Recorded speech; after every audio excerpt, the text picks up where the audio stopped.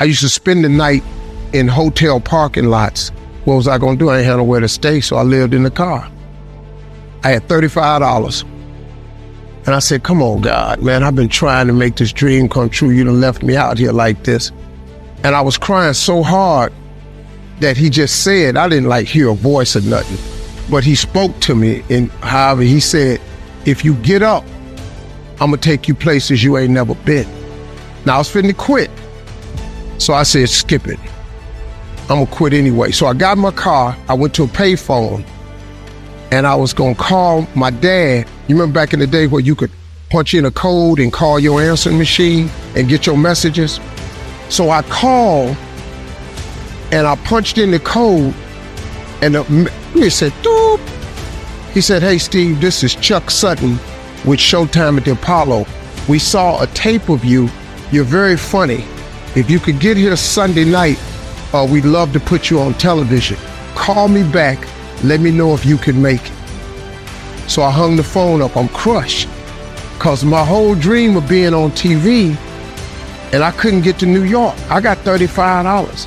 How I'm gonna get to New York? I can't make it. So I'm standing there at the phone booth and tears just coming down my face. I said, God, so that must be a sign for me to go home. Cause this it, I ain't even got the money to go to the Apollo. My whole thing, I wanted to be on TV, I couldn't even make the dream come true. This is the most messed up moment. And so I said, man, let me call this dude back and see if he said this Sunday. Cause maybe he said next Sunday and I could hustle up a little bit of money or something. I don't know what I'm gonna do, but let me just call him back. So I called him back. Steve, this is Chuck Sutton, Showtime at the Apollo. We saw a tape of yours. You're very, very funny. Look, we have an opening Sunday night at Showtime at the Apollo. If you can make it, we'd love to put you on TV. I said, it's this Sunday. Before I hit the button, I heard, doop, you have another message. That wasn't there before. So I punched my code in. I listened to the second message. It said, Steve Harvey, this is Tom Soul from the Comedy Caravan. This is a Thursday. He said, I have a gig in Jacksonville, Florida on Friday night that pays $150. If you can get there Friday night, you'll make $150. So I called him back and I said, hey, Tom, did you get a gig away? He said, no, it's still available. He said, can you get there? I said, I'm in Pensacola, Florida. I'm 3.5 hours away. So I drive to Jacksonville, Florida, and that night I made the 150. The club owner said, man, you're funnier than the guy we hired. If you stay tomorrow night, I'm gonna give you another $150. So now I got $300 now. So I get on the phone, I call Chuck Sutton. I say, hey man, is the gig still available at Showtime at the Apollo? He said, well, we got one opening left. I said, I'll be there. So I called Eastern Airlines, who used to be open back then. They had a special for $99 going from Jacksonville, Florida to New York round trip. So I parked my car at the airport. I got on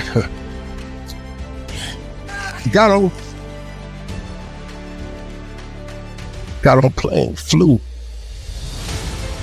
Everything I had was in 2 bags. Got to the Apollo. I said, hey man, I'm here. I got there at 11 o'clock in the morning. He said, you can't stay here because you don't come on to the late show tonight. I said, man, I ain't got nowhere to go.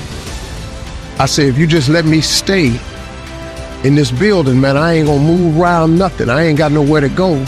I'm in Harlem. I can't go back out here. I got these 2 bags. I got victim wrote all over me, man. So he said, all right, if you go upstairs, don't come down. So he put me in the dressing room on the 6th floor. So that's where all the comedians was. So I stayed up there. I got hungry around 3 o'clock, man. I couldn't take it no more. So I went back downstairs, a dude named Alton Liston. I said, hey man, he said, man, I thought I told you, don't come down them damn steps. I said, hey man, I'm just hungry, man. I said, let me go to that KFC I saw on the corner. Just let me get some chicken. I'll come right back. He said, man, if you ain't back in 20 minutes, you ain't getting in this building. So I went, bought me some chicken, came back. So the comedians started coming in the building. They started coming up on the 6th floor. So I meet this guy named D.L. Hughley. I introduced myself. He introduced himself. I'm sitting there, another guy come in named Dwayne Johnson. Then this other dude walked in named Jamie Foxx. And I introduced myself. We don't know each other, ain't none of us famous. It's 1991, man. They gave everybody the lineup. I was on the last show of the night. I don't go on to 11 at night. I done had this 4 pieces of chicken. I'm starving, man. That chicken done wore off. I'm nervous, man. I'm about to throw up. D.L. Hughley went downstairs. D.L. Hughley got booed off. Dwayne Johnson got booed off. Jamie Foxx went down there and got booed. They booed Jamie, then Jamie started singing. And then they started clapping. And Jamie had their ass, then he went back to them jokes, and they got his ass.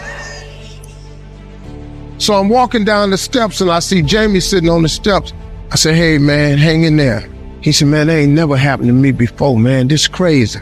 This Jamie Foxx, man, one of the most talented people in all of comedy. And now, you don't even know how nervous I am, man. I can't even. My breathing is shot because these dudes been booed. So I walk out. I had wrote this joke. Mike Tyson had got in a fight in Harlem with this heavyweight named Mitch Green. Mike Tyson had hit the dude in the eye in the store. Now he was on the news, his eye was swollen. So the joke I wrote was, they was interviewing Mitch Green and he was telling everybody what happened, but his eye took over the interview. And I wrote this joke that his eye started talking and was just, I tell you what happened. The heavyweight champ's fist is coming towards my face. I just said, Lord, Lord, Lord. And I wrote this whole joke about this dude's eyeball talking. And when the punch came, and all this here, the Apollo, man, they went crazy. They lost their mind. I got a standing ovation, man. I walked off stage, man, just started crying. I couldn't believe it. And they paid me. I made $750 for being on TV for one night. I'd never made $750 telling jokes in one night. And so that was my first television appearance. A couple weeks later, Sinbad was the host of the show. He got this job on Different World. And so he quit. And so Mark Curry became the host.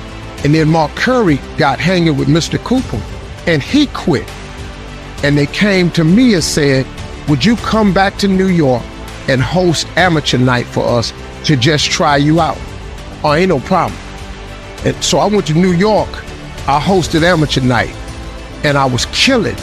But every time I went to commercial break, I was supposed to let the warm-up act take over like Ruben does. But I knew not to let the warm-up act do that because he would change the attitude of the crowd because the Apollo was a wild place. So I stayed out there. I did the warm-up and the hosting. And I created a bond with that audience. And that's how I got on TV. It was my very first TV show. I hosted Showtime at the Apollo. I ended up being the longest running host in the history of Showtime. I did that show for 8 years. Nobody ever did it for 8 years.